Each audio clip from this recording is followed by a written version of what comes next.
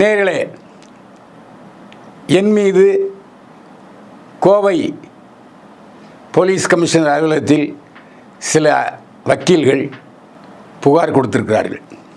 அந்த புகாரில் நான் அவதூறாகவும் ஆபாசமாகவும் தனிப்பட்ட பிரச்சனைகளை பேசுவதாகவும் என் மீது நடவடிக்கை எடுக்க வேண்டும் என்றும் கமிஷனரிடம் கொடுத்த புகார் மனுவில் கூறியிருக்கிறார்கள். ஆனால் அந்த பத்திரிகை செய்தியில் வக்கீல்கள் புகார் கொடுத்தார்கள் என்று சொல்லப்பட்டிருக்கிறதே தவிர எந்த வக்கீல்கள் என்று சொல்லப்படவில்லை. இதை நான் இந்த பதிவின் மூலமாக அவர்களுக்கு பதிலாக எடுத்துக்கொள்ள வேண்டும் என்று கேட்டுக்கொள்கிறேன். நான் யாரை பற்றியும் அவதூறாகவோ ஆபாசமாகவோ பேச மாட்டேன், பேசவில்லை. ஏனென்றால் அப்படி ஒரு சூழ்நிலையில் நான் பொய்யாக பேசுகிறேன், அவதூறாக பேசுகிறேன் என்று சொன்னால் சம்பந்தப்பட்டவர்கள் என் மீது சைபர் கிரைமில் தாராளமாக புகார் கொடுக்கலாம். நான் சமீபத்தில் கூட சென்னை ஆணையாளர் அலுவலகத்தில் உள்ள சைபர் கிரைமில் என் மீது கூறப்பட்ட புகார்களுக்கு விளக்கம் கொடுத்து வந்தேன். அவர்கள் ஏற்றுக்கொண்டார்கள். அதே போல் சென்னையில் உள்ள எழும்பூர் மேஜிஸ்ட்ரேட் கோர்ட்டில் என் மீது 2 அவதூறு வழக்குகள் தொடரப்பட்டன. 1 வருடம் விசாரிக்கப்பட்டது. இறுதியாக மேஜிஸ்ட்ரேட்டு என் மீது உள்ள புகாரை தள்ளுபடி செய்தார். இப்போது என்னுடைய கோரிக்கை என்னவென்று சொன்னால், வக்கீல்கள் குற்றம் சாட்டப்பட்டவருக்கு கோர்ட்டிலே வழக்காடுகிறார்கள். அவர்கள் குற்றம் செய்தார்களா என்பதை விசாரிக்கிறார்களா, இல்லை சாட்சியங்கள் மூலம் தீர்ப்புகள் வழங்கப்படுகின்றனவா? வக்கீல்களே ஒரு சைடாகத்தான் நீதிமன்றத்தில் வாதிடுகிறார்கள். காரணம், நீதிபதி அவர்கள்தான் ஜட்ஜ்மெண்ட் சொல்லுகிறார். இப்போது என்னை பற்றி யாராவது தவறாக நான் பேசினேன் என்று சொன்னால் தாராளமாக சைபர் கிரைமில் புகார் கொடுக்கலாம். விளக்கம் சொல்வதற்கு நான் கடமைப்பட்டிருக்கிறேன்.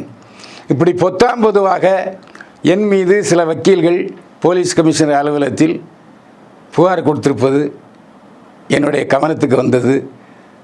நான் அதிர்ச்சியுற்றேன். ஏன்னா நான் என்னுடைய கடமையை செய்து கொண்டிருக்கிறேன். என்னுடைய கடமை என்ன? வக்கீல்கள் எப்படி தங்களுடைய வாத பிரதிவாதத்தை சொல்கிறார்களோ அதே போல் நானும் செய்திகளை சொல்கிறேன். ஆதாரம் என்னிடம் உள்ளன. இப்போ அவர்கள் ஒன்று சொல்கிறார்கள், திருமணத்துக்கு முன்பே கர்ப்பமான நடிகைகள் என்று பேசியிருக்கிறார்கள் என்று என் மீது சொல்கிறார்கள். இதை சம்பந்தப்பட்ட நடிகைகள் சொன்னதால் தான் நான் உங்களிடம் செய்தேன். நான் செய்தியாளன், 45 வருஷம் நான் செய்தியாளனாக இருக்கிறேன்.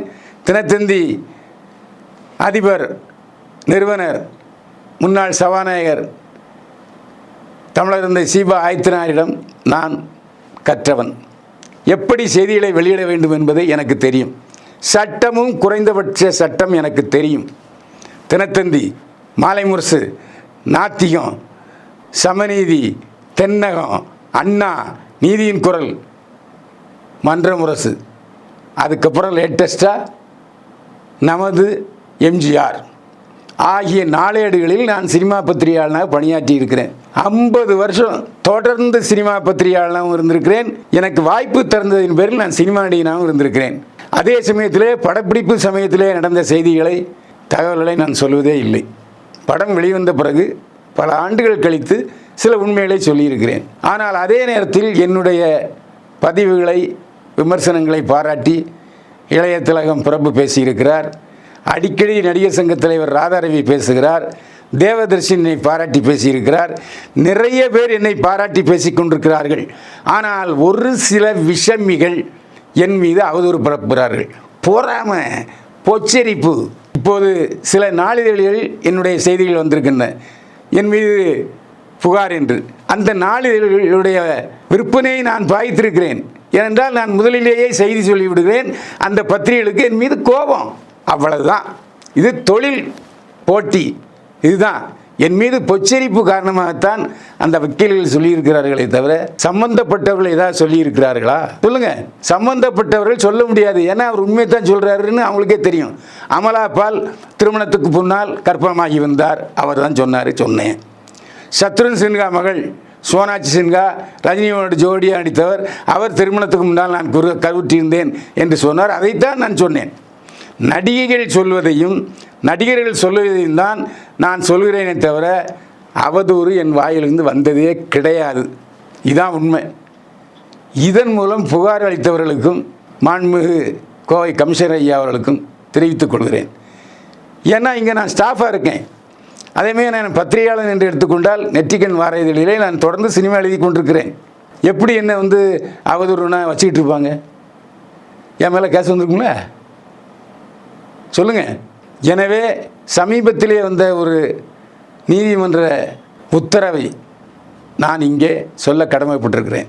தமிழக திரைப்பட தயாரிப்பாளர் நடப்பு சங்கத்தின் சார்பில் சென்னை உயர்நீதிமன்றத்திலே வழக்கு தொடரப்பட்டது. நாங்கள் யூடியூபர்கள் நாங்கள் யூடியூபர்கள் விமர்சனங்களை சொல்கிறோம். அந்த விமர்சனங்களை சொல்வதன் மூலமாக படம் ஓடாமல் போகிறது, வருமானம் வரவில்லை. எனவே யூடியூபர்கள் விமர்சனம் பேசுவதற்கு தடை விதிக்க வேண்டும் என்று உயர்நீதிமன்றத்தில் வழக்கு தொடர்ந்தார்கள். கனம் நீதிபதி அவர்கள் என்ன சொன்னார்னா, தடை விதிக்க முடியாது, விமர்சனம் பண்ணுவதற்கு எல்லோருக்கும் உரிமை உண்டு, அந்த உரிமையை நீதிமன்றம் தடை செய்ய இயலாது என்று சொல்லிவிட்டார்கள். இந்த தீர்ப்பை நான் சம்பந்தப்பட்டவர்களுக்கு சமர்ப்பணமாக்கிக் கொள்கிறேன்.